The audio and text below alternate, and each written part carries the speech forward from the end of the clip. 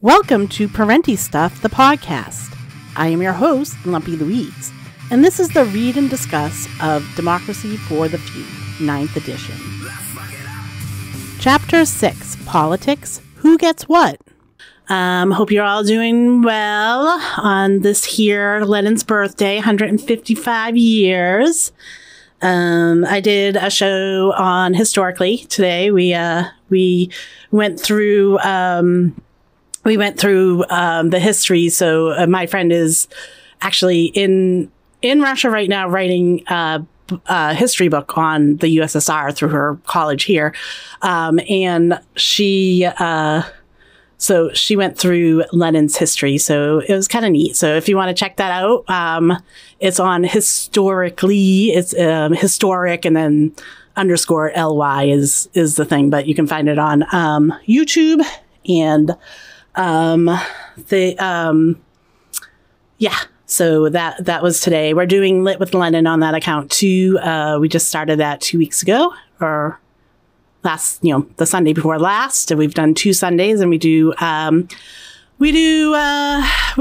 Sunday now at noontime Eastern Standard Time. We are going to go through all the collected works of Lenin.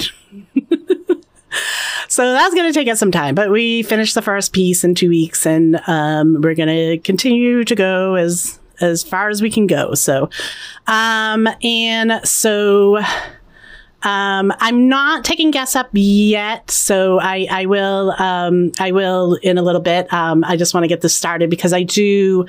So what I do here is I use the Speechify to read the text. I give some notes and stuff. And then at the end, anyone that wants to come up and have a discussion, I will let you up unless you're a troll. If you're a troll, I'm not letting you up. But, if you want to,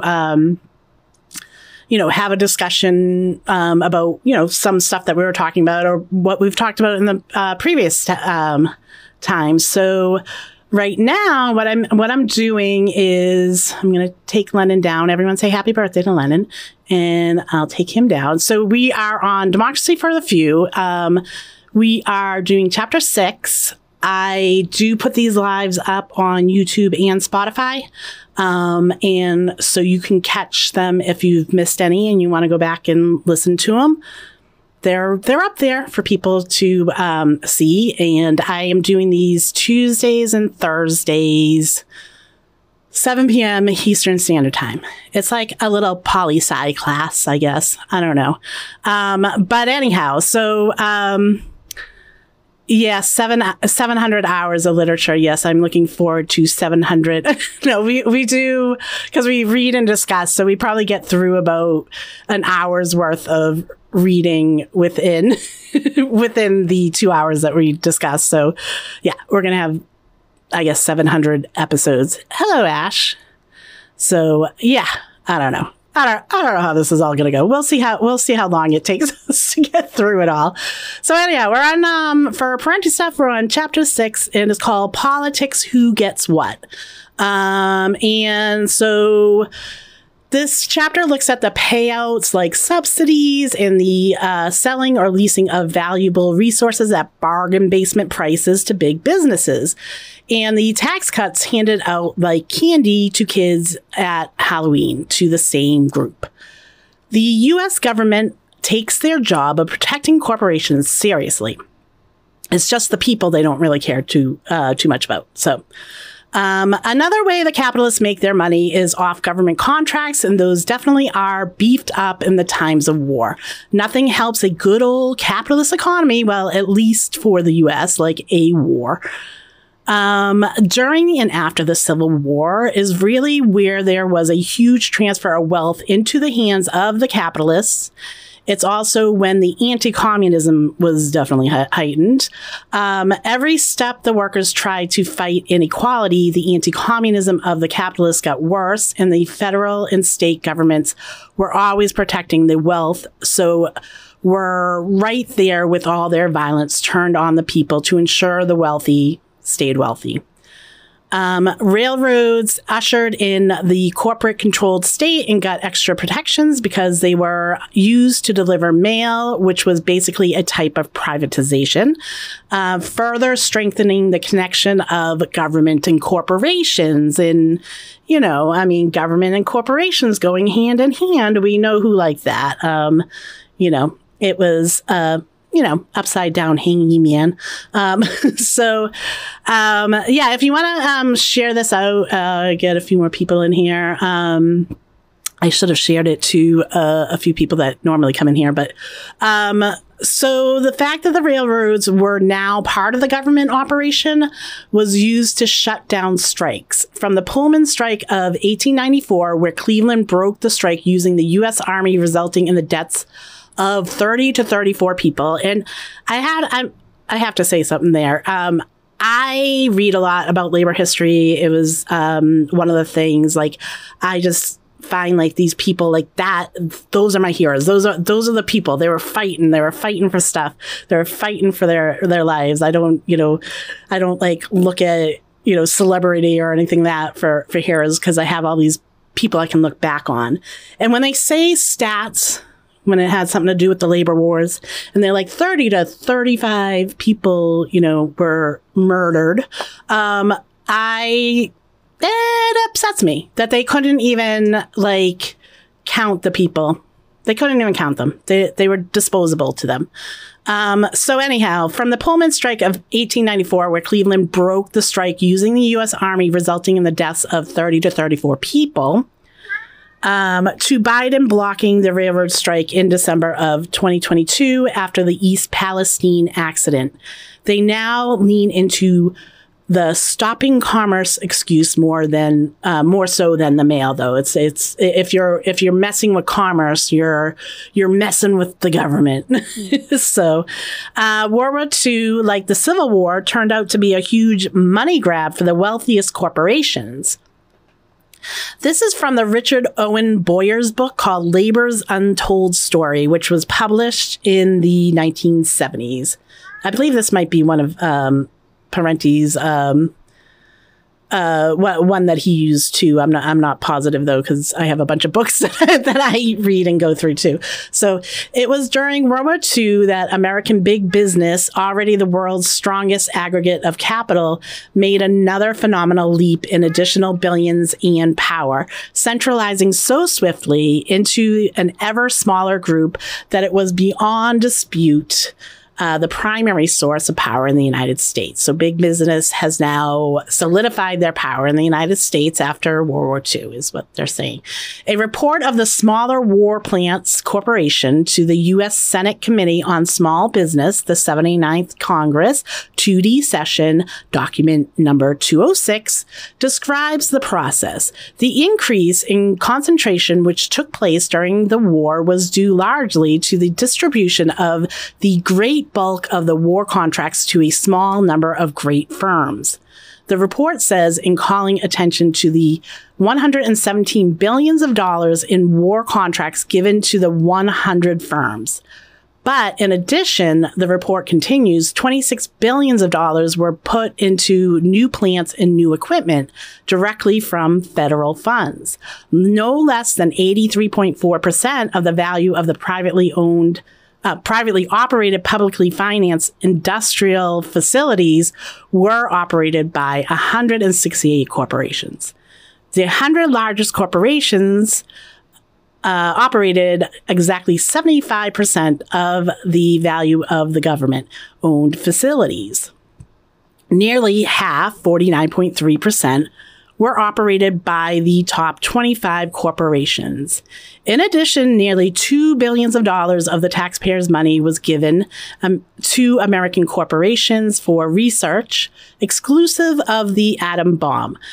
68 of the largest corporations received 2/3 of the $2 billion. So that was from Richard Owen Boyer's. And after that money grab during and immediately following the war, Eisenhower in the 50s countered FDR's already much watered down New Deal with handing out even more wealth in forms of oil reserves, public lands, etc., over to the big private corporations. All right, so I'm gonna get into a little bit more on Eisenhower in a bit, but let's take a listen to this first section. Chapter 6. Politics, Who Gets What? With the advent of World War II, business and government became ever more entwined. Occupying top government posts, business leaders were able to freeze wages and let profits soar. 1. Immediately after the war, thousands of government-owned facilities were sold off as war surplus for a pittance of their actual value, representing a major transfer of public capital to private business. The U.S. military budget was reduced but never to pre-war levels.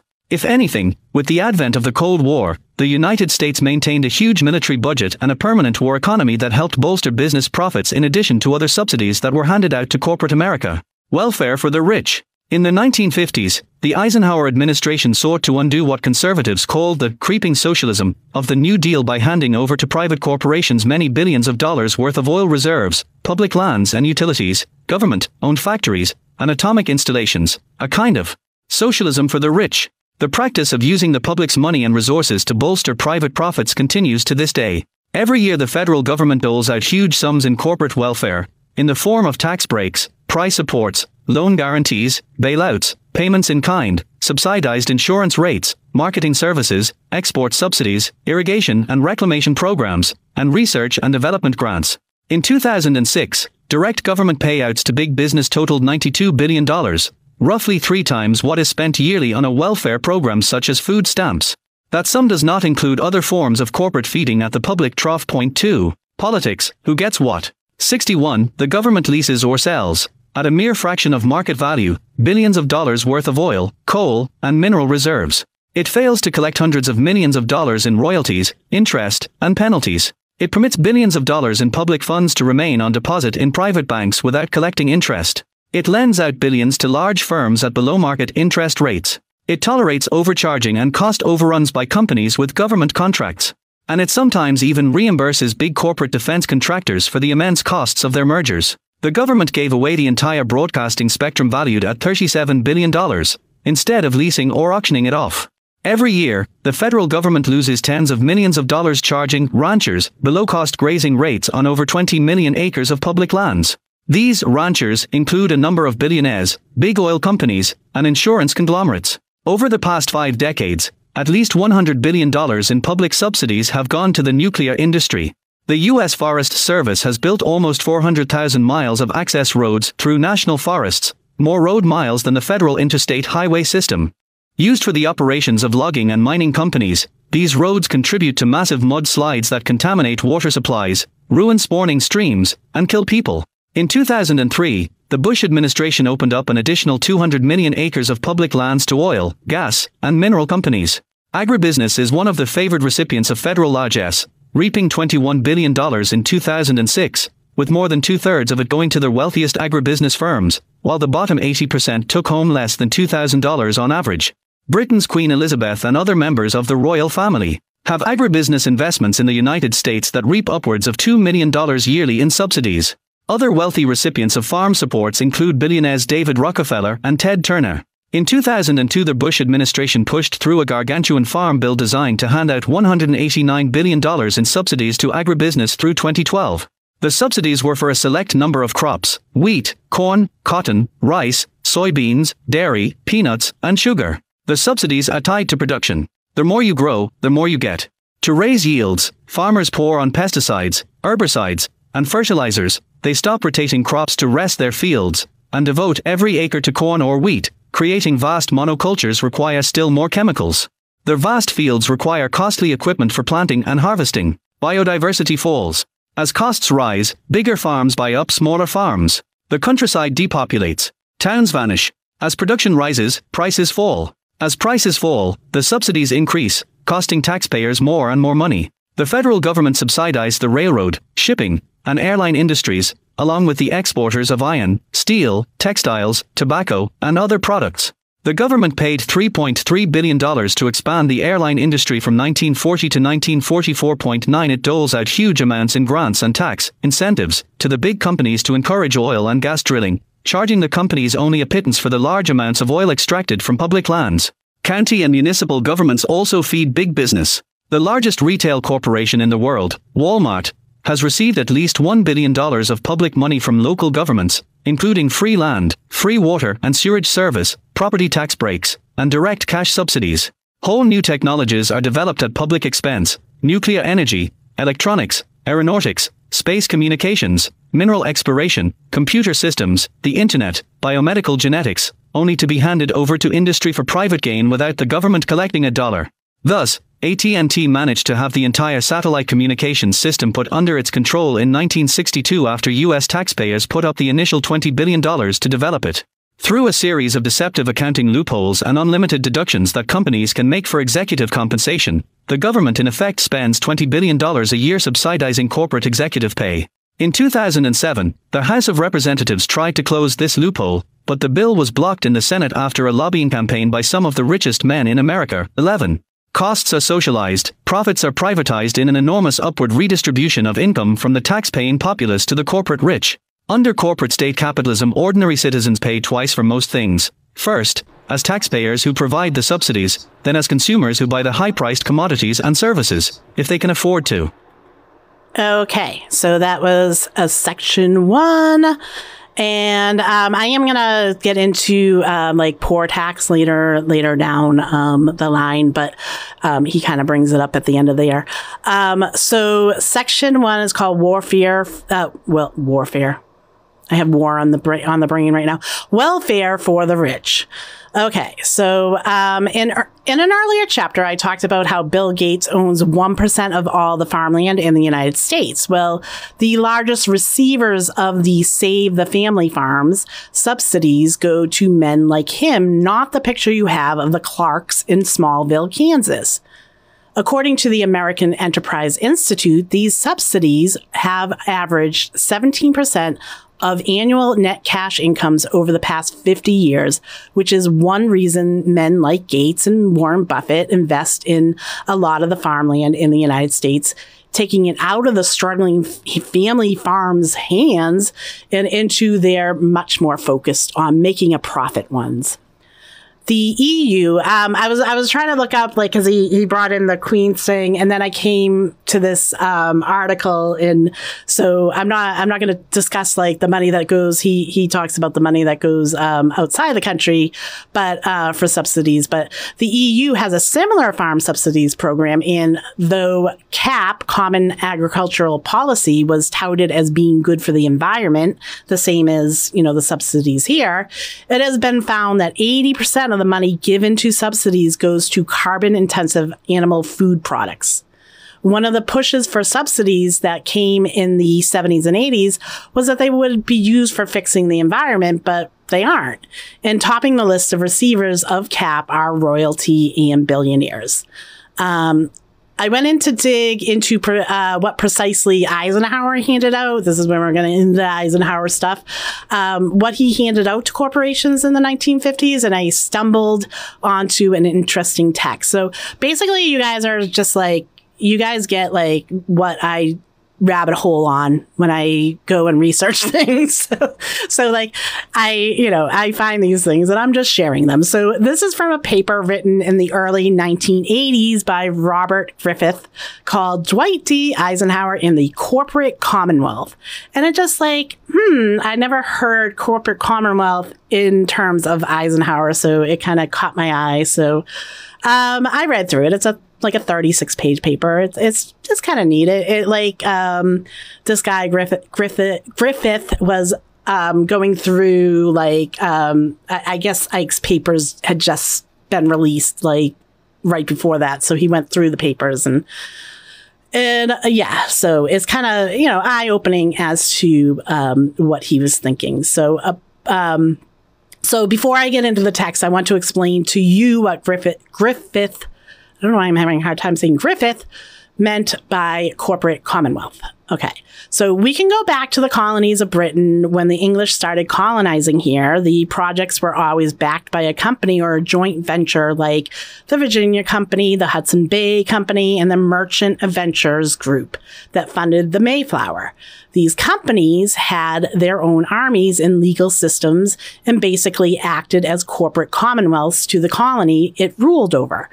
I want to digress for just a minute here. I just want to bring up the fact that there were indentured servants. They weren't like, this wasn't a form of punishment for these people, but they were working for the group, the Merchant Adventurers Group. They were coming over here, and they were going to have to pay off, the cost of their, of them coming over here. So they were still coming over here and colonizing and stuff. I'm not saying like that, but they came in that sense that they borrowed to get here and had to pay it back. They were on the Mayflower. So like a lot of people think it's all like the Pilgrims are all the Puritans, and they weren't. So it wasn't just them. The Puritans were huge snobs, and they called themselves saints, and they called everyone else not sinners. They called them strangers. They called the other people strangers. And so like right away they're dividing the colony right there, So if you look at Eisenhower's career and the roles he took, you see that he would have made an excellent manager of a business. And that is basically what he thought the government needed. Someone more in management position to work on making everyone get along. He saw that all people were connected and that there were common interests, and that and that is what should be focused on. Okay, so this is what Eisenhower said in early 1952. He suggested to a businessman named George Sloan that agriculture, labor, management, and capital frequently speak of themselves as if each were a separate and self-sufficient enterprise or community. Yet the simple fact is that each is helpless without the others. Only as an effective member of an integrated team can any one of them prosper. One has prospered even before, he was president, or before 1952. There was definitely one prospering more than the others. So maximum production was possible only when management, labor, and capital work in harmony. No prosperity for one economic group is permanently possible except as all groups prosper, which is a lie. So this is not true, but that is what he believed. And he also believed that government should promote social harmony, and he needed everyone to cooperate towards this goal. For Eisenhower, then, the corporate Commonwealth was not just a series of vague generalities, but a broad, internally consistent social philosophy that brought together an interpretation of America's recent past, a vision of the good society both at home and abroad, and a style of leadership through which such an order might be obtained. So, yeah. And now that the text, from Griffith goes on, and it says, the vision of a corporate commonwealth, which was the touchstone of Eisenhower's political philosophy and which drew to his support so many progressive capitalists, also shaped the policies and politics of his administration. What would it be to be a progressive capitalist? Like progress capitalism, like, I don't know. Like, as President Eisenhower sought to create a non-coercive, self-disciplined, and harmonious corporate society by limiting the New Deal state, forging cooperative relations between business and government. So you get that business and government, promoting social harmony and consensus at home, and maintaining a stable and Western-oriented international order abroad. These efforts represented a serious, in many ways, even sophisticated attempt to escape the dilemmas created by modern economic organization. So, trying to escape capitalism. which you can't if you keep capitalism. They also revealed the sharp limitations of such an ideology, its class bias, and its profoundly anti-democratic character. Eisenhower believed that the federal state posed a dangerous threat to economic liberties, and he was determined to arrest the growth of government and slowly but firmly to bend the curve away from public enterprise. He lifted wage price controls, initiated new policies to prevent government competition with business, reduced the federal budget, and lowered taxes on industry and capital. He signed legislation turning over oil-rich submerged lands to the states and strongly supported deregulation of natural gas. He withdrew federal opposition to private hydroelectric development in Idaho and California, and sought to prevent further expansion of the Tennessee Valley Authority. In the critical new field of nuclear energy, he sponsored legislation that ended exclusive federal control of development. So that was from the Griffith book or paper. It was 36 pages. So the TVA's Tennessee Valley Authority was created under FDR in 1933, which was made to keep the waterways clean in Tennessee. Eisenhower felt that they were an example of creeping socialism, so he blocked funding for the group. All right, so I'm going to play Section 2, Federal Handouts to Corporate America. Federal handouts to corporate America. It is frequently argued that big companies must be given all this assistance because they provide the jobs we need. But the large corporations are capital-intensive, not labor-intensive. The net number of new jobs they create is politics, who gets what? 63, relatively slight compared to the size of their operations. Most Americans work for relatively small businesses, and most new jobs are created by small businesses. Small businesses, however, receive only crumbs from the federal table. Billions of taxpayers' dollars go to bail out giant companies like Chrysler and Lockheed, while small businesses are left to sink or swim on their own. When one of the nation's largest banks, Continental Illinois, was on the brink of failure, it received $7.5 billion in federal aid. Under the deregulated thrift market adopted in 1982, savings and loan associations could take any investment risk they wanted with depositors' money, often at great profit to themselves, with the understanding that failures and bad debts would be picked up by the government. In many instances, thrift industry heads funnel deposits into fraudulent deals or directly into their own personal account. When hundreds of thrifts failed, the government spent over $1 trillion to compensate depositors, 90% of whom held accounts of $100,000 or more, in what amounted to the biggest financial bailout scandal in history, up to that time. U.S. taxpayers are having to pay $32 billion a year for the S&L bailout for a period of 30 years. State and local governments also let big business feed at the public trough. Consider Walmart, the largest company in the world, which takes in over $280 billion in yearly revenues, owned by the richest family in the world, the Waltons. Between 1980 and 2004, Walmart received $625 million in payouts from otherwise cash-strapped state and local governments to open up stores in their areas. Impoverished municipalities have provided Walmart with building sites, parking lots, roads, sewage systems, and other free infrastructure aid. Walmart also is indirectly subsidized by the federal government when its poorly paid workers find it necessary to apply for food stamps and other public assistance, costing U.S. taxpayers hundreds of millions of dollars every year. The states compete with each other in handing out huge sums to attract new businesses and keeping old ones from leaving. In cities across the country, taxpayers have paid hundreds of millions of dollars for new sports stadiums, while the wealthy owners of professional teams pocketed record profits. State and local governments provide business with low-interest loans, tax breaks, zoning privileges, free land, and waivers on environmental regulations.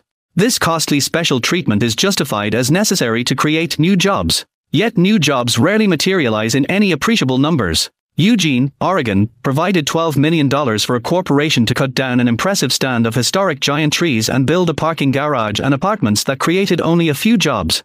Baton Rouge, Louisiana, gave Exxon a $14 million tax break in exchange for a net gain of one job. Michigan gave a company $81 million to build a mill that created only 34 permanent jobs, which comes to $2.3 million per job. In sum, free market advocates, who preach self-reliance to the general public, are the first to turn to governments at all levels for handouts and other special considerations.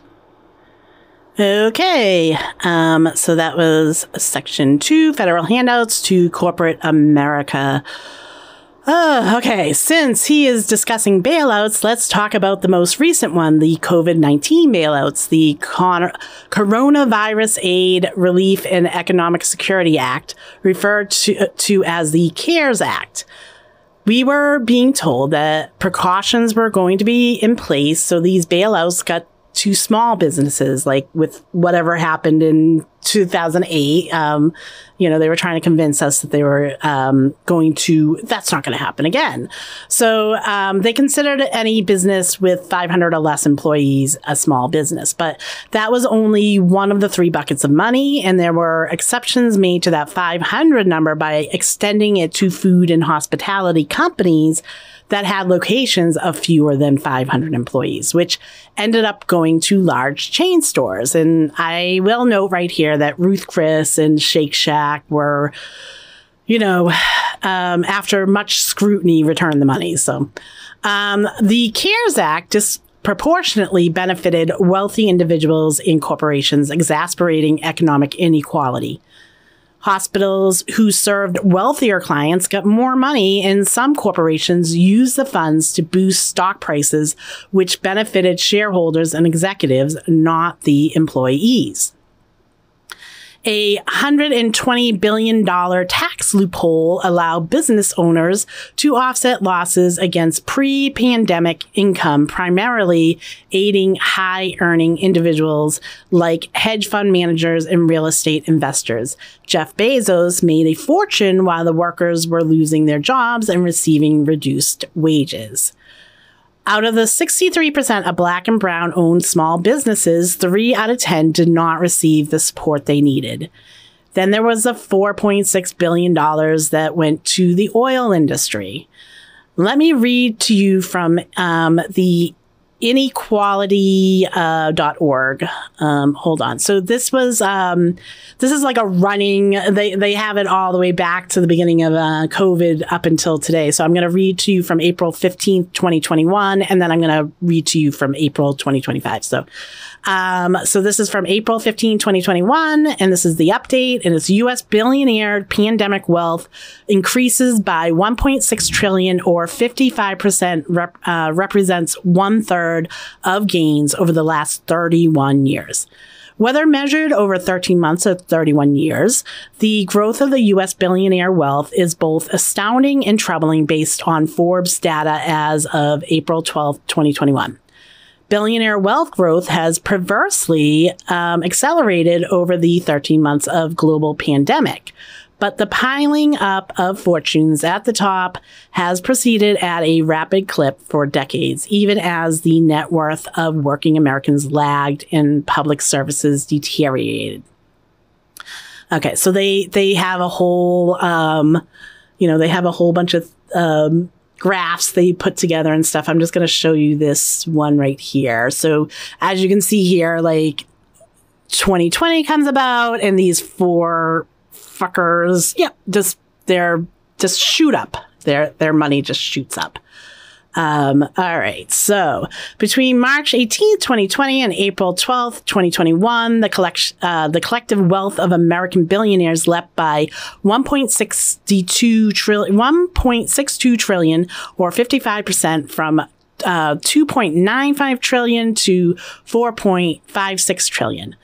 On April 12th, America's 719 billionaires, keep that number in mind, 719, held over 4 times more wealth, 4.56 trillion, than all the roughly 165 million Americans in society's bottom half, which had 1.01 trillion. In 1990, the situation was reversed. Billionaires were worth 240 billion, and the bottom 50% had 380 billion in combined wealth. So that's to show how big the inequality is getting. So U.S. billionaires' pandemic era wealth growth comes on top of the 19-fold increase in billionaire wealth over 31 years, from an inflation-adjusted $240 billion in 1990 to $4.56 trillion in 2021. So 31 years, that's how much it grew.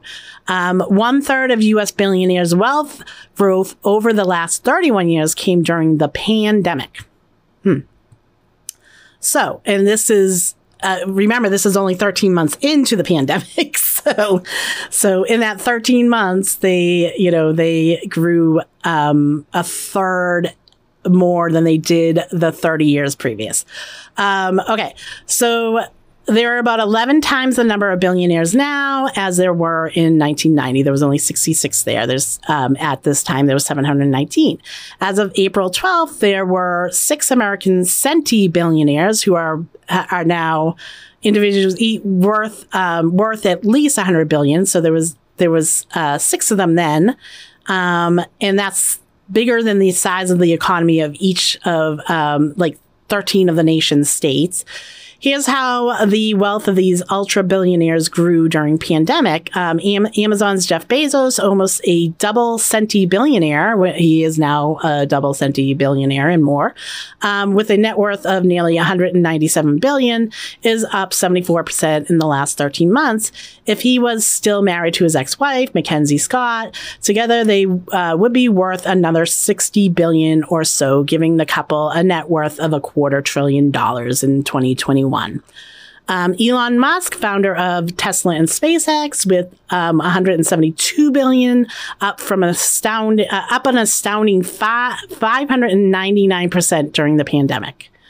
Bill Gates, founder of Microsoft, worth 130 billion, up 33% since March 2020. Mark Zuckerberg, CEO of Facebook, has 113.5 billion, a fortune that more than doubled, up 108% in 13 months.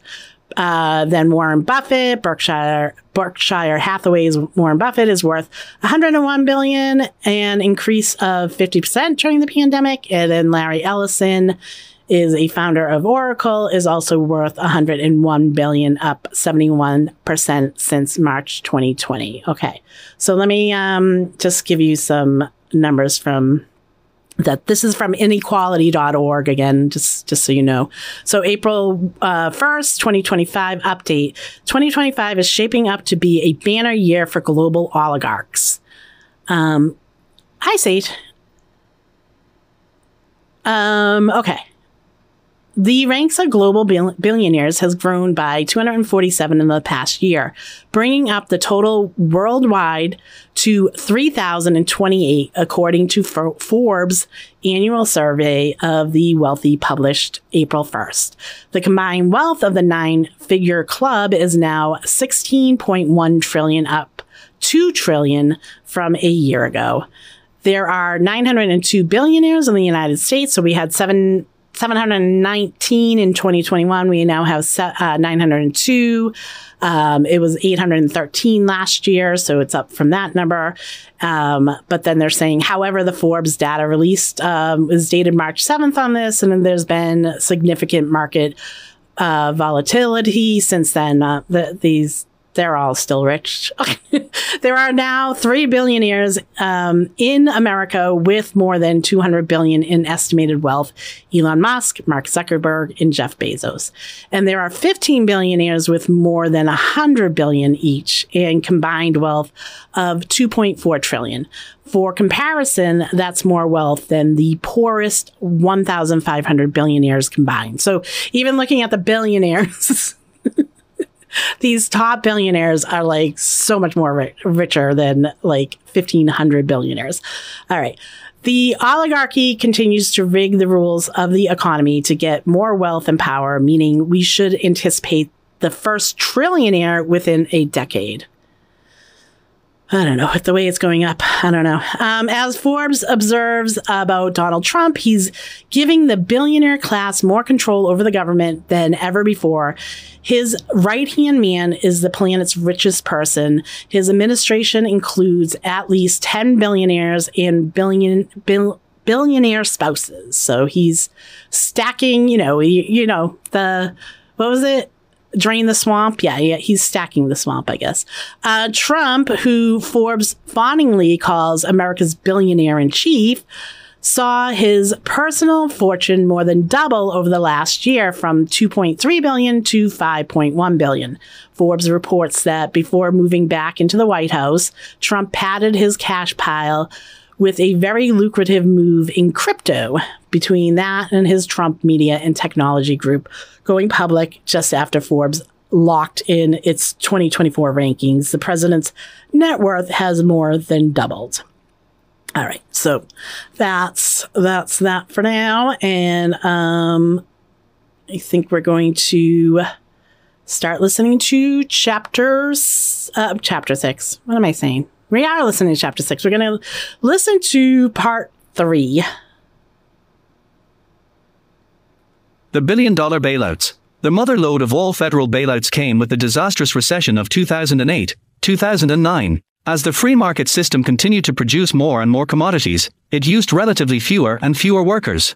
Thus it accumulated massive amounts of profit for the few while holding down wages for the many. Consumer buying power diminished, consumer debt ballooned and reached its outer limits, consumer demand eventually declined, inventories piled up, workers were laid off, further diminishing consumer buying power, in a cycle that led to a serious recession. The mounting accumulation of surplus capital created a problem for the moneyed class. There were not enough opportunities to invest. Straddled with more money than they knew what to do with, big investors poured immense sums into non-existent housing markets, predatory lending for unsustainable mortgages, and other dodgy ventures, creating lots of commercial paper of no real value, to be sold to the public and each other packaged as securities, but representing no real productive value. Many of these unsecured securities were bought with borrowed funds. Eventually this unregulated financial system crashed in upon itself as the real economy gave way. Sales declined drastically. Jobs continued to disappear. Large financial institutions seemed likely to drown in their own toxic assets. Among the victims of the debacle were other capitalists, small investors, and the many working people who lost billions of dollars in savings, pensions, and home equity. Hundreds of billions of dollars from the federal treasury and several trillions of dollars printed by the Federal Reserve were handed over to the major financial institutions of Wall Street, arguably the wealthiest group of plutocrats in the world, in exchange for vast amounts of virtually worthless mortgage-backed securities and other pieces of paper. Cash for trash, some critics called it. The 2008-2009 rescue operation offered corporate America an unparalleled opportunity to plunder the public treasury. Rather than help borrowers pay or restructure their mortgages, the government used taxpayers' money to cover the bank's losses from speculative investments. Such bailouts were needed to save the entire financial system, it was claimed. All it saved was a handful of big-time money grabbers. The bailout money was supposed to trickle down. It would unfreeze the credit market, but it did not. Creditors. In the real economy there just were not enough qualified borrowers. Most of the banks, including JP Morgan Chase and Bank of New York Mellon, openly stated that they had no intention of letting anyone know where the bailout money was going. We do know that they used some of it to buy up smaller banks and prop up banks overseas. CEOs and other top banking executives also were discovered spending bailout funds on fabulous bonuses and lavish corporate spa retreats, golf tournaments, and exclusive receptions.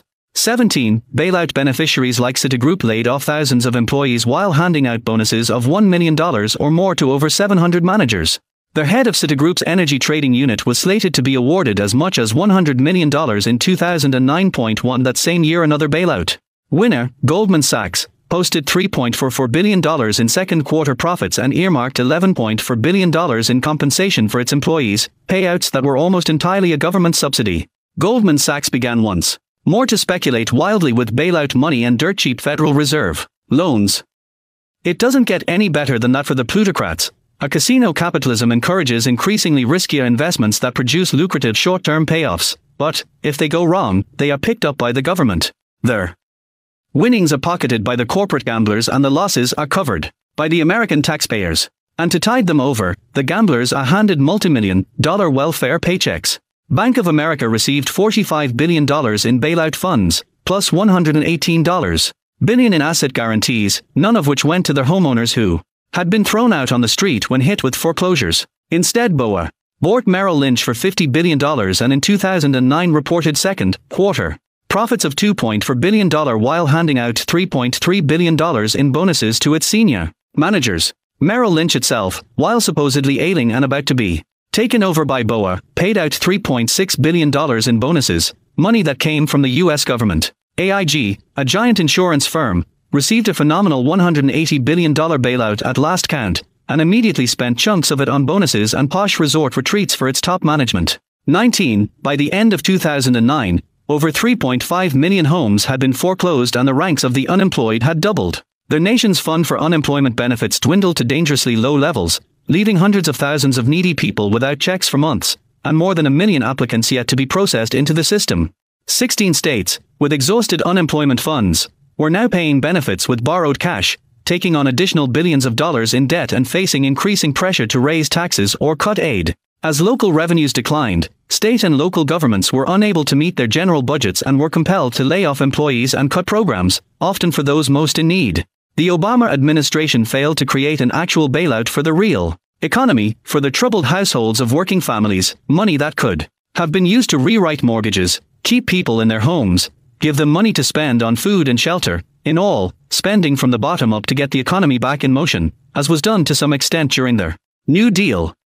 In 2009, the Obama administration did announce plans to create a consumer financial protection agency to shield the public from deceptive and fraudulent practices by banks and other businesses that offered credit at hidden predator rates. This proposal was furiously opposed by a banking industry that was unwilling to live without its tricks and trumps.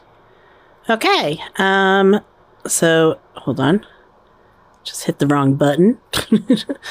All right. Here I am. I'll go back in here. All right. So Section 3, the $1 billion bailouts. I'm going to talk a little bit about too big to fail here. So too big to fail, or TBTF, as it is now known in the political circles, concept refers to the idea that certain financial institutions are so large, so interconnected, and so systematically critical that their collapse would severely destabilize the broader economy, compelling governments to intervene with bailouts to prevent their failure. This policy became central during the 2008-2009 financial crisis, as the U.S. government faced unprecedented risks from major banks and firms. Institutions like Lehman Brothers, AIG, JP Morgan Chase, and Bank of America were deeply entangled in global markets. Lehman's bankruptcy in September 2008 triggered a cascading crisis, exposing how interconnectedness amplified systemic risk. However, other giants like Goldman Sachs and Morgan Stanley were deemed too big to fail and received bailouts. In the last chapter, we talked about how the media, we were looking at the media, and I was asking the question of who are these 5 groups that have all the media, who owns them? And then you look at their shareholders, and then you look at their shareholders, and you see this entangled mess of everybody owning a little bit of everybody. They're all interconnected, and that's what they're talking about here. All right. So, and though they can't really figure out exactly how much it costed, the too big to fail bailouts given to the banks, the MIT Management School puts the figure at around $498 billion, so close to $500 billion. AIG itself received $182 billion to prop it back up. The government felt compelled to hand out the bailouts through programs such as Troubled Asset Relief Program, TARP, because if they let these institutions fail, they felt it would be too catastrophic to the economy, causing huge job losses, credit freezes, and further bank runs. The biggest criticism was that bailing out the banks incentivizes reckless risk-taking, since there will be no consequences. And we talked about this previously, talked about limited liability, and then putting that on, wanting the common man to be able to, invest and stuff like that. But, it wouldn't be a risk because they wouldn't come after their, personal property now. But what that limited liability did was protect the rich, because if you're trying to invest and you're using your savings, you're using the money that you have, and you don't have anything extra, that's your the money that you're doing, and then it fails, and it's not a protection to you, you know, because you're trying, it's like a gamble to you, like you're gambling to try to get the money. So, you know, and it's the same thing as like, you know, doing your retirement form and 401ks. Like these are like, it's just the common man that gets hurt, not these rich assholes. They're fine. This prompted the creation of the Dodd-Frank Act, which, in attempt to fix the issues, actually made it worse since the rules hurt the smaller banks by increasing regulatory costs and causing more consolidation into fewer large banks.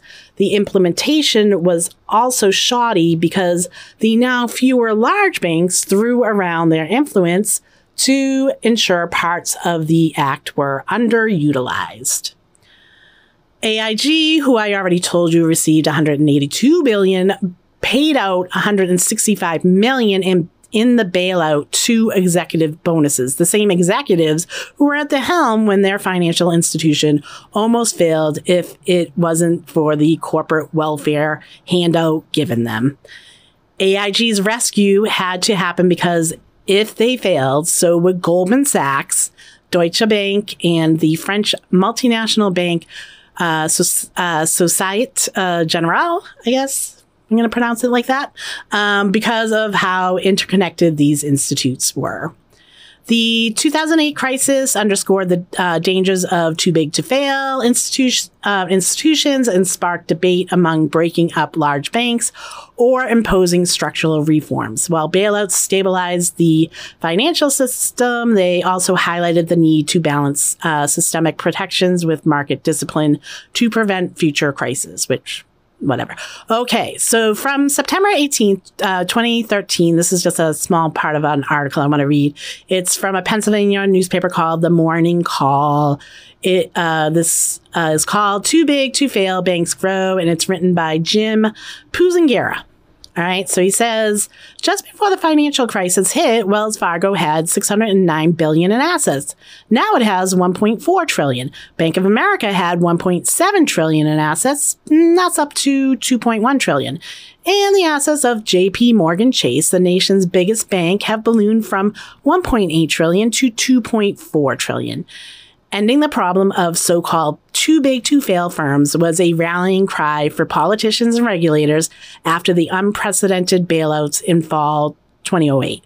The issue was the major impetus for enacting the sweeping Dodd-Frank regulatory overhaul 2 years later.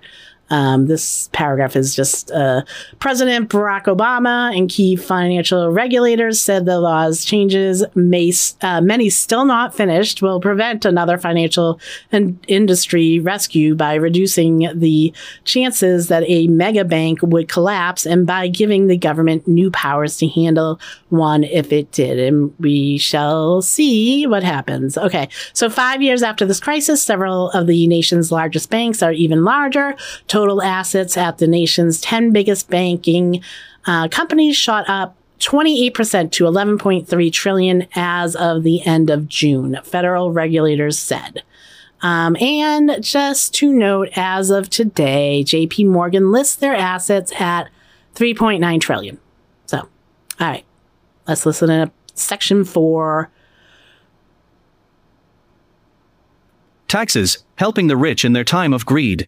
The capitalist state uses taxation, as well as public spending, to redistribute money in an upward direction. The higher your income, the greater are your opportunities to enjoy lightly taxed or tax-free income, including tax-free state and municipal bonds and tailor-made write-offs.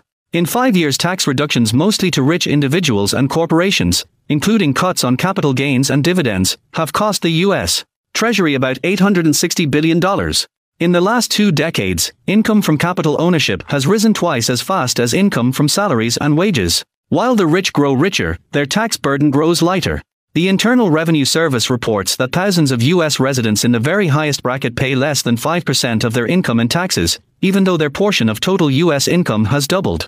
Generally, the very wealthy have not had such a large share of the national income since 1929, the year the Great Depression began. Federal taxes on investment income are less than half the rate of federal taxes on wages and salaries. People making $60,000 pay a much larger portion of their earnings in federal income tax and social security taxes than a family making $25 million. The multibillionaire Warren Buffett noted that 13 workers in his office paid an average tax rate of about 33%, compared with the 17.7% that he paid. My cleaning lady pays a higher tax on her earnings than I do on my dividends and investments. It has been a marvelous time to be super rich. 26. Some 2,500 very rich individuals pay no taxes at all, and the number has been growing. Each year a dozen or so billionaires give up their U.S. citizenship and take up nominal residence in the Bahamas or other offshore tax havens, thereby saving millions. Super rich Americans have an estimated $500 billion, if not more, squirreled away in overseas tax shelters. President Barack Obama announced his intention to crack down on offshore tax havens and wealthy cheats. In 2009, the IRS took actions against tax evaders, including an agreement under which Swiss banking giant UBS AG admitted to helping American clients hide their incomes and agreed to pay a $780 million penalty and turn over thousands of names of Americans who were hiding billions of dollars in taxable income. Corporations too are making more money and paying less taxes. The proportion of federal revenues coming from corporate taxes has dropped from 49% in the 1950s to 7.4% today. Numerous American firms, including shipping companies, have reincorporated in Bermuda and other countries in order to qualify as foreign companies and enjoy various tax exemptions in the United States. This move usually entails nothing more than opening a small overseas office to accept mail. Abusive tax shelters used by big companies deprive the U.S. Treasury of many billions of dollars every year, according to a report by the Government Accountability Office, the investigative arm of Congress. Politics, who gets what? 67. Chevron Corporation avoided paying billions in U.S. taxes for 30 years by claiming questionable foreign tax credits. The royalties that Exxon and Mobil give to Saudi Arabia for the oil they extract from that country are treated as a tax credit, directly subtracted from what the companies have to pay to the U.S. government. Media tycoon Rupert Murdoch avoids paying taxes on his U.S. holdings, though they account for the greater part of his immense fortune. He siphons off many millions of dollars in stateside profits to his subsidiary in the Netherlands Antilles, a place that has virtually no income taxes.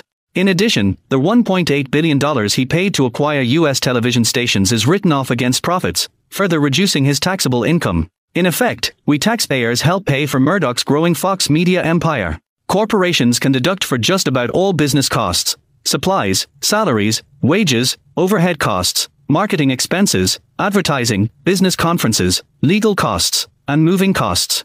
They can write off business meals, travel and entertainment, investment incentives, operational losses, interest payments, and depreciation. They shift profits to overseas branches in low-tax countries and losses to their accounts in high-tax countries. They indulge in tax shelters so complex that government auditors sometimes cannot properly trace them. They incur multi-billion-dollar merger and acquisition costs that are then written off as deductions. And they dispatch lobbyists to Washington to pressure Congress for still more tax breaks. The result is that, even as they brag to stockholders of soaring profits and a booming economy, over 60% of U.S. corporations pay no income taxes. In 1 year, General Motors, for years the largest corporation in the United States, while reporting $4.61 billion in profits, paid the IRS less than 1% in taxes. Some companies generate so many excess tax write-offs that they actually receive negative tax rebates from the U.S. Treasury. Thus, during a recent 4-year period, Enron paid nothing in taxes but got $381 million in tax rebates by using more than 874 offshore accounts. The total for all such corporate rebates or negative taxes in 2004 was $12.6 billion paid out by the U.S. government. It has been argued that taxing the wealthy more heavily would make no appreciable difference in federal revenue since they are relatively few in number. In fact, if rich individuals and corporations paid a graduated progressive tax, as they did 20 years ago, with no shelters, hundreds of billions of additional dollars would be collected yearly and the national debt could be swiftly and substantially reduced. Just the deductions that corporations claim for the interest on their business loans costs the government nearly $100 billion a year in lost revenue. Corporate tax evaders also failed to pay billions of dollars in Medicare and Social Security taxes. GOP leaders maintain that tax cuts to big business and wealthy investors are necessary to induce an economic growth that in turn will create millions of new jobs and bring a rise in government revenues. In fact, there is little evidence to support this scenario.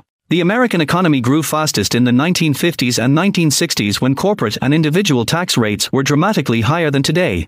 The enormous tax breaks for the rich handed out during the George W. Bush administration resulted in the worst job growth performance ever recorded over a business cycle. The benefits of tax cuts for the super-rich go mainly to the super-rich. Such cuts impose a greater tax burden on the working public, which, in turn, means less buying power, less consumer demand, and slower job growth.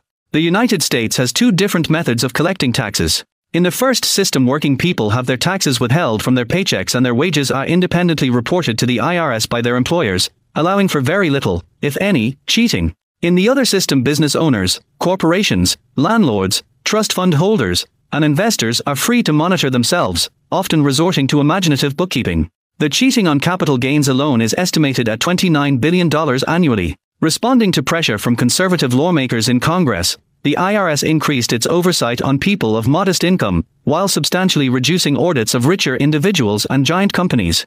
Over several years, Congress gave the IRS an extra $1 billion to audit the working poor. In 2005, responding to public criticism, the IRS began to crack down on improper tax shelters, collecting more than $3.2 billion mainly from wealthy delinquents. Still, from 2001 to 2006, the IRS froze refunds that were due to 1.6 million low-income taxpayers with incomes averaging around $13,000, most of whom were entitled to the modest amounts or more.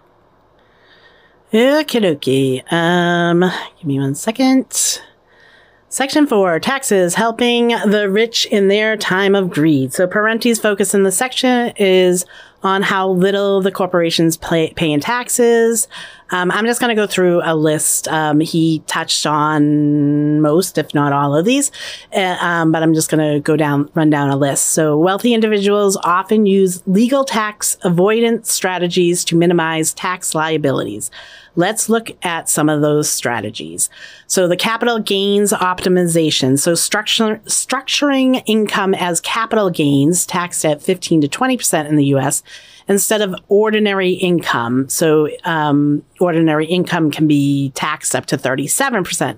This is common for investments like stocks and real estate held over 1 year. Okay, so offshore structures and trust is establishing offshore companies and tax havens like the Cayman Islands, and he mentioned a couple above, I think, to hold assets coupled with trusts to transfer wealth while avoiding inheritance taxes. The buy, borrow, die strategy. So buy, you accumulate appreciating assets like stocks and real estate. You borrow against those assets at low interest loans because you have the assets. And you live off those loans for your living expenses. And then you die, pass assets to heirs with a stepped up basis, eliminating capital gains taxes. Okay. So then business expense deductions, claiming deductions for depreciation, travel, or even luxury items like yachts as business expenses. U.S. billionaires like Musk and Bezos reportedly use this. Then charity, just donating appreciated assets to private foundations or donor-advised funds to avoid capital gains taxes while claiming deductions. Then they use tax-deferred accounts using retirement accounts like the 401k or opportunity zone investments to defer taxes indefinitely. And then you have the geographic arbitrage, which is relocating to a low tax jurisdiction. Like you could, within the United States, like moving to like Florida or like, I don't like in, I don't know, Massachusetts, people wanted to avoid, sales tax and they would go up to New Hampshire. And then, the people from New Hampshire would be working down in Massachusetts because they'd be making more money, or renouncing citizenship to avoid income inheritance taxes. So while these methods are legal, they contribute to global tax gaps estimated at $480 billion annually.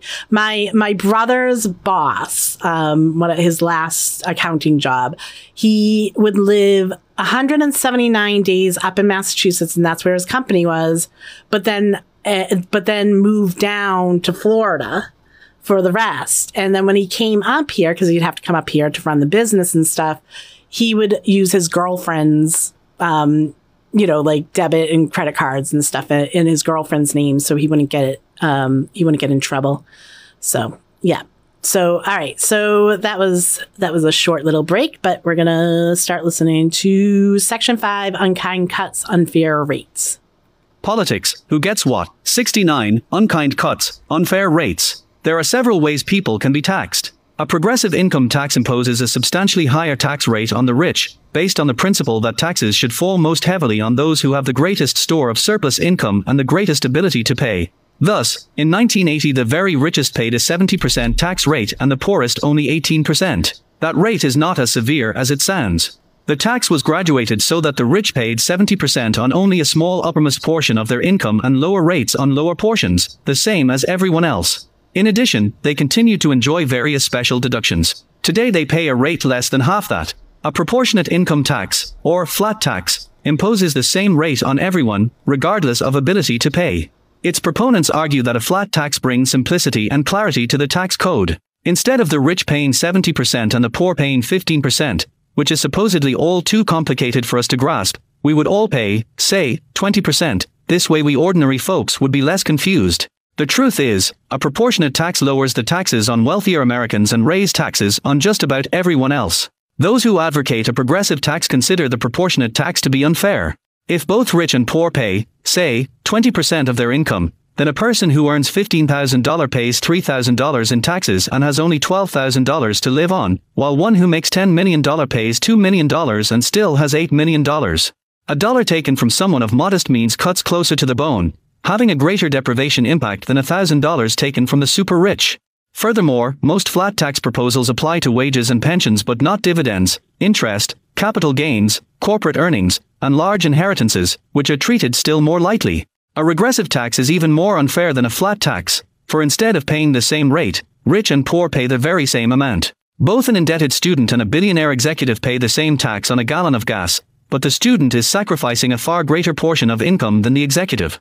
Sales taxes and excise taxes are highly regressive, be it at the federal or state and local levels. In 45 of 50 states, the poorest 20% of the population pay proportionately far more in state and local taxes than the richest 1%.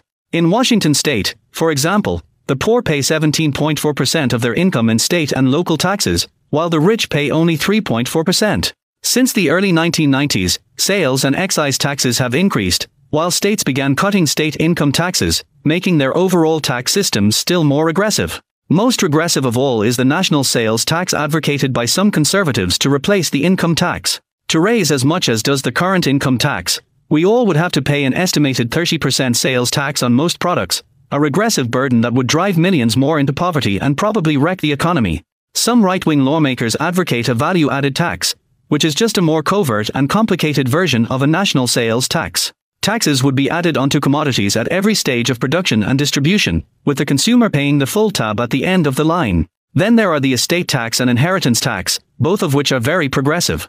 As of mid-2006, the law exempted the first $2 million of an estate for an individual, or the first $3 million for married couples.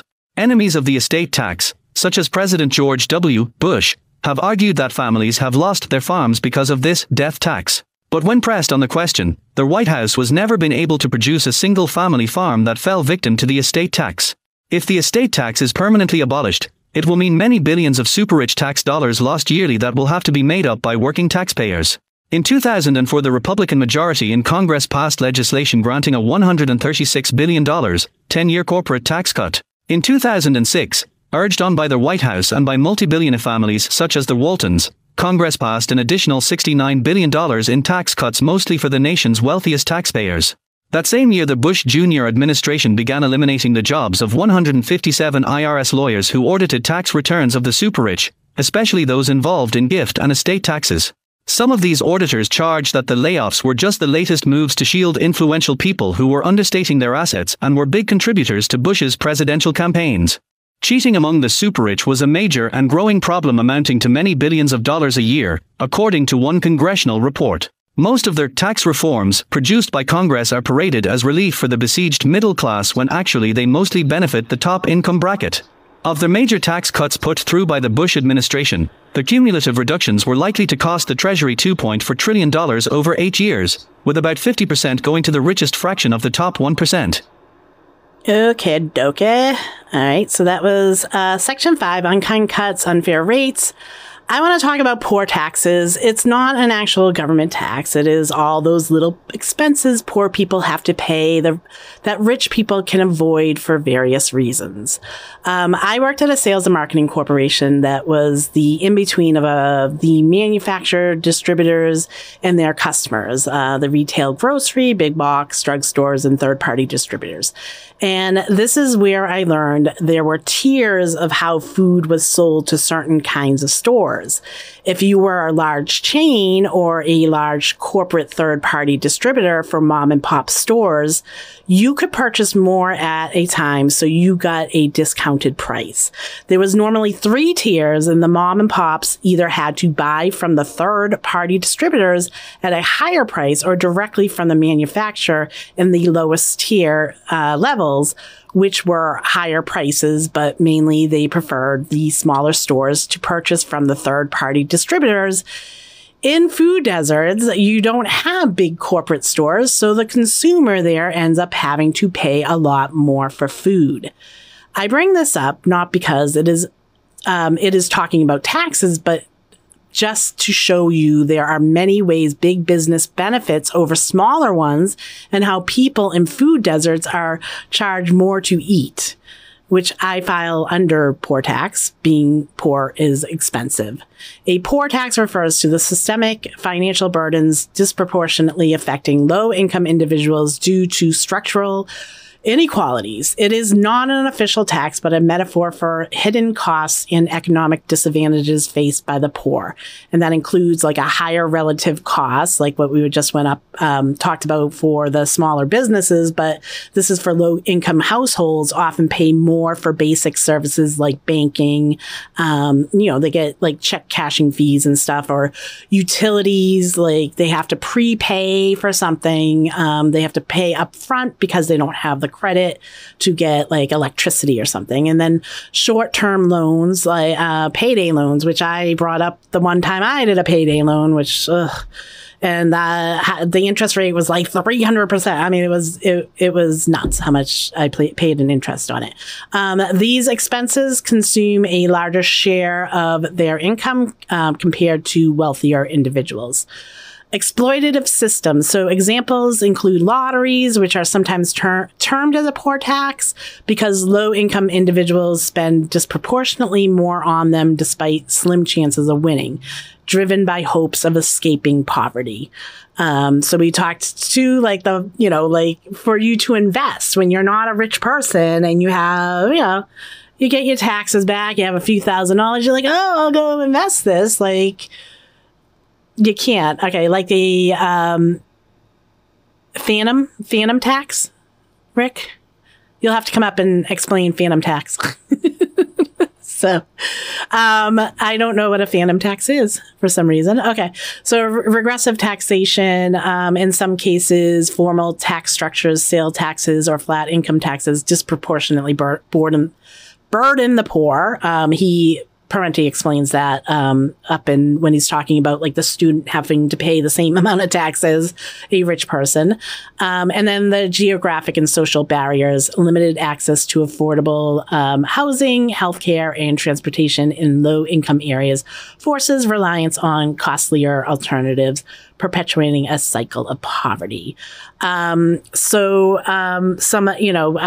can go through some of the consequences are reduced consumer spending. You can't buy as much, because you have to buy, something at a higher cost, exacerbated inequality. So, it's just widening the wealth gap, and lower labor participation. So high effective tax rates on low wage workers may de-incentivize employment, as seen in studies linking punitive tax policies to reduce work hours among single parents. Okay. So, so that was, I just wanted to talk a little bit about that. So, let's play, section 6. And Rick, if you want to come up, in a little bit, section 6, and then we have section 7. So, hold on. Deficit spending and the national debt. When government expends more than it collects in revenues, this is known as deficit spending. To meet its yearly deficits, The government borrows from wealthy individuals and financial institutions in the United States and abroad. The accumulation of these yearly deficits constitutes the national debt. Conservative leaders who sing hymns to fiscal responsibility have been among the wildest deficit spenders. The ultra-conservative Ronald Reagan administration in 8 years tripled the national debt from $908 billion to $2.7 trillion. In the following 4 years, the ultra-conservative George H.W. Bush administration brought the debt up to $4.5 trillion. The centrist Democratic Bill Clinton administration slowed the rate of debt accumulation, and even produced surpluses in its last 3 budgets, including a $236 billion surplus for fiscal 2001. At that rate, the debt was expected to be retired within a decade. But then the reactionary George W. Bush administration reversed that trend with massive tax cuts and record deficit spending, increasing the national debt to over $10 trillion, a 50% jump in the 8 years of Bush's presidency. Inheriting a massive recession and a huge deficit, the Barack Obama administration poured hundreds of billions of dollars into bailouts and stimulus packages, creating a $1.2 trillion deficit in its first 6 months in office. In 1993, the federal government's yearly payout on the national debt came to $210 billion. By 2006, it had climbed to about $430 billion, a sum that is paid out by ordinary taxpayers to rich creditors. Several things explain the national debt. The billions of dollars in tax cuts to wealthy individuals and corporations represent lost revenue that is made up increasingly by borrowing. The government borrows furiously from the big-moneyed interests it should be taxing. The debt serves the rich investor class well. There is the budget-busting impact of peacetime military spending and the added operational costs of wars. Thus, by 2009, the government was spending over $10 billion a month on wars in Iraq and Afghanistan, in addition to the standard military budget that had climbed to over $534 billion for fiscal 2009. The growing national debt itself contributes to debt accumulation. As the debt increases, so does the interest that needs to be paid out. Every year, a higher portion of debt payment has been for interest alone, with less for retirement of the principal, the debt itself. By 1990, over 80% of all government borrowing went to pay for interest on money previously borrowed. Thus, the debt becomes a self-feeding force. The interest paid on the federal debt each year is the second largest item in the discretionary budget. Deficit spending is also a way of privatizing the federal budget. The larger the debt and debt payments, the more that goes to rich private creditors and the less that goes for government services. The greater the debt, the more excuse right-wing rulers have to defund human services, environmental protections, and other such frills they so dislike. Payments on the federal debt constitute an upward redistribution of income. To borrow money, the government sells U.S. Treasury bonds. These bonds are promissory notes that are repaid after a period of years. Who gets their hundreds of billions of dollars in yearly interest on these bonds? Mostly the individuals, investment firms, banks, and foreign investors with money enough to buy them. Who pays the interest? Mostly ordinary U.S. taxpayers. As Karl Marx wrote almost 150 years ago, the only part of the so-called national wealth that actually enters into collective possessions of modern peoples is their national debt. Okay, so that was section 6. Good for you, Dave. Dave says, hell yeah, parenti stuff. I gifted my copy of Black Shirts and Reds to a new converted veteran. Yes. More reading. And Rick, nobody buying treasury bonds anymore now. Nah, they're not. But this was 15 years ago, so. Oh, you just gave it to him now? Good for you, Dave. All right, so that was section 6. What do I get going for that? Deficit spending in the national debt. Deficit spending is discussed as a mechanism that allows the government to borrow from wealthy individuals and institutions, leading to a growing national debt that primarily benefits the rich. So as of 5 days ago, the U.S. national debt was $36,213,590,712,228.65. Okay, so I'm going to play you a little video of Parenti. Let me see. Given that the U.S. is borrowing $2 billion a day to keep this empire going, do you ever see us running out of money? You mean the rulers running out of money? Well, that's the goal. The goal is to run out of a lot of money. Bush is building up this massive deficit. Now that's very functional. What he's doing is borrowing money from the people he should be taxing. He's cutting the taxes of the rich and then he's borrowing from them. A national debt like that is an upward redistribution of income. We have to pay for that debt. That $7 trillion belongs to us. Every year this government has been running a deficit. What's a deficit? A deficit is when the government spends more money than it takes in taxes. How can it do that? It does that by turning around and borrowing money to make up the difference, to pay the deficit. Who does it borrow from? It borrows from rich bankers, big rich foreign investors, and others. A small portion of that comes from the people themselves. If you buy savings bonds or something, you got a tiny little piece of this enormous debt.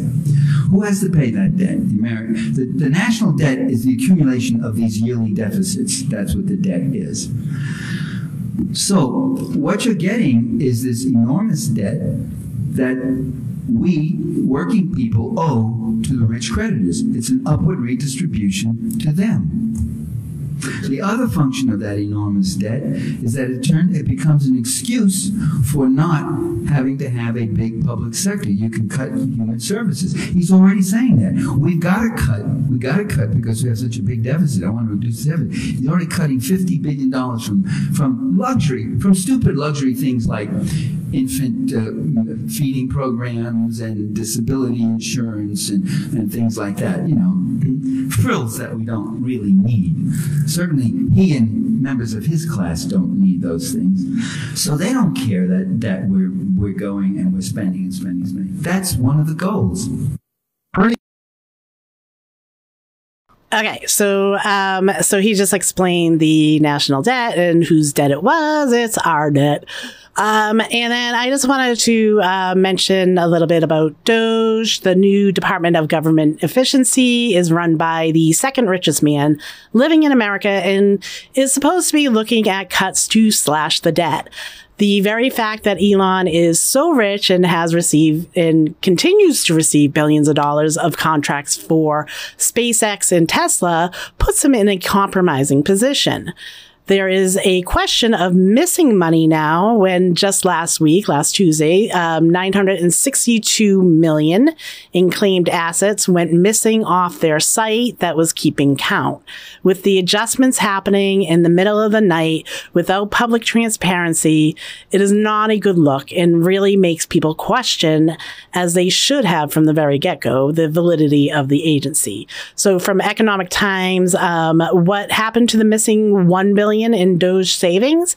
The biggest change involves a $1.1 billion contract with the Acacia Center for Justice, which was initially listed on the Doge website. The agency had claimed $367 million in savings from ending this contract, which funded legal services for unoccupied immigrant children in the United States. When they contacted the agency was like, oh, no, we didn't begin this again. So no one knows what's going on, why this just disappeared. So that was as of last week. So that's your Doge, who's supposed to be saving you money. All right. So we have Section 7 is the last section. We're going to listen to that. And then we will discuss. And if anyone wants to come up, you're welcome to request to come up after this section. 44. Some hidden deficits. There are other hidden deficits besides those that show up in the federal budget. First, there is their off-budget deficit, an accounting legerdemain that allows the government to borrow additional billions outside the regular budget. A nominally private corporation is set up by the government to borrow money in its own name. For instance, monies to subsidize agricultural loans are raised by the Farm Credit System, a network of off-budget banks, instead of being provided by the Agriculture Department. Congress created an off-budget agency known as the Financing Corporation to borrow the hundreds of billions of dollars needed for the S&L bailout, instead of using the Treasury Department.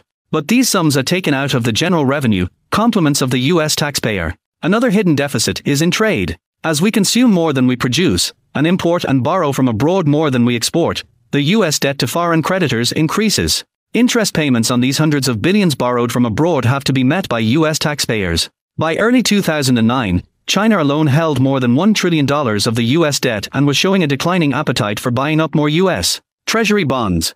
The United States faced what some call a debt explosion that could leave its currency undermined and its budgets shattered. Social Security also is used to disguise the real deficit. The Social Security payroll deduction, a regressive tax, soared during the Reagan years, and today produces a yearly surplus of some $150 billion. By 1991, 38% of US taxpayers, especially in the lower brackets, were paying more in Social Security tax than in federal income tax. Many Americans willingly accept these payroll deductions because they think the monies are being saved for their retirement. On paper, the Social Security surplus fund was almost $2 trillion in 2009, but all those funds have been used to offset deficits in the regular budget, paying for White House limousines, wars, FBI agents, corporate subsidies and bailouts, interest on the debt, and other items in the federal budget. Politics, who gets what? 73. U.S. political leaders have assiduously ignored the surest remedies for reducing the astronomical national debt, sharply reduce individual and corporate tax credits, deductions, and shelters, cut back on the huge subsidies to big business and agribusiness that do little to create jobs and much to fatten the coffers of the very rich, reintroduce a progressive income tax and estate tax that would bring in hundreds of billions more in revenues, and greatly reduce the bloated military budget, and redirect spending toward more productive and socially useful sectors of the economy that create more jobs than does military spending. To summarize, in almost every enterprise, the plutocracy has enjoyed opportunities for private gain at public expense. Government nurtures private capital accumulation through a process of subsidies, supports, and deficit spending and an increasingly inequitable tax system. From ranchers to resort owners, from brokers to bankers, from automakers to missile makers, there prevails a welfare for the rich of such magnitude as to make us marvel at the corporate leaders' audacity in preaching the virtues of self-reliance whenever lesser forms of public assistance threaten to reach hands other than their own. All right. So that is the listening portion for today.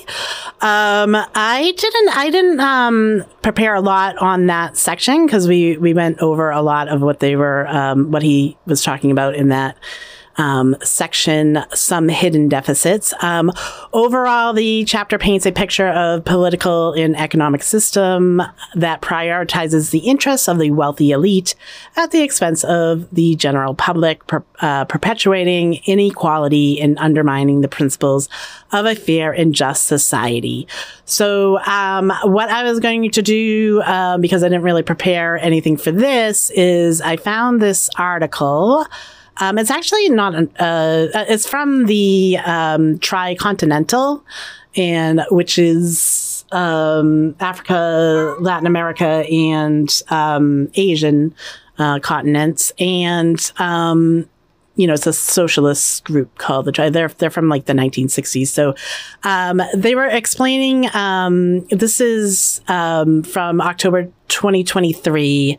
And they're talking about like the crises, and they wanted to compare. So they were looking at like the mainstream economics. So they talk about like the denialist school, the Keynes in the realist school, and then Schumpeter in the creative destruction. So I just want to read from what he has for Marx and the Marxists. So explaining crisis, Marx and the Marxists.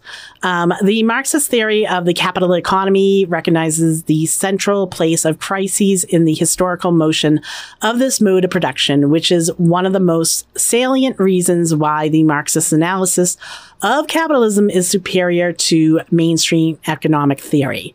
As we shall see, not only did Marx give due recognition to crises, which are the most common phenomena of capitalist development, rather than denying their systemic nature, but he also went further and analyzed them as the pivot on which the fate of the capitalist economy and society hinges. All right. So Marx's theory of crisis, an introduction. To start with, Marx refused to grant even the slightest validity to Say's law. So Say's law is that is markets are basically like supply makes its own demand or something. Can't think of the exact term, but it's like supply makes its own demand. So you just make the stuff. It's like if you build it, they will come, I guess, is Say's law. This was in stark contrast with the theories of Ricardo. And then he listed a bunch of other people and the entire neoclassical school of economics that gradually formed in the footsteps of the marginalist school. Despite this, Keynes did not give Marx the credit he deserves, though he praised Malthus at length for his insight into how a possible lack of effective demand can lead to a crisis. Keynes' bourgeois prejudices are likely the only reason that he underestimated Marx. So then they have him.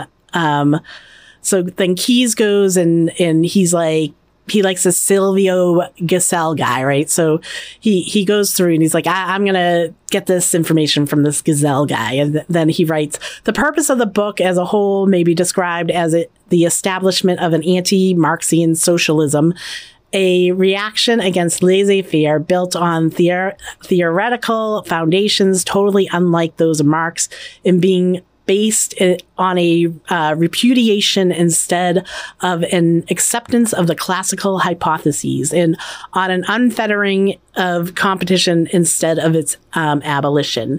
I believe that the future will learn more, this is from 1916, from the spirit of Gesell than from that of Marx. All right, anyone here know Gesell? Because they asked the question, has anyone heard of Gesell in the 21st century?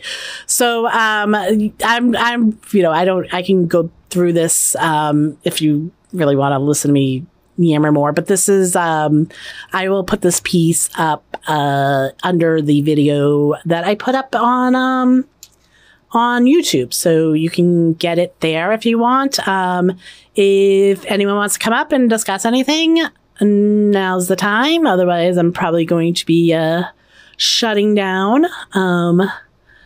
But all right. I will talk to you guys all on Thursday, if you're here Thursday. If not, I will talk to you whenever. Bye.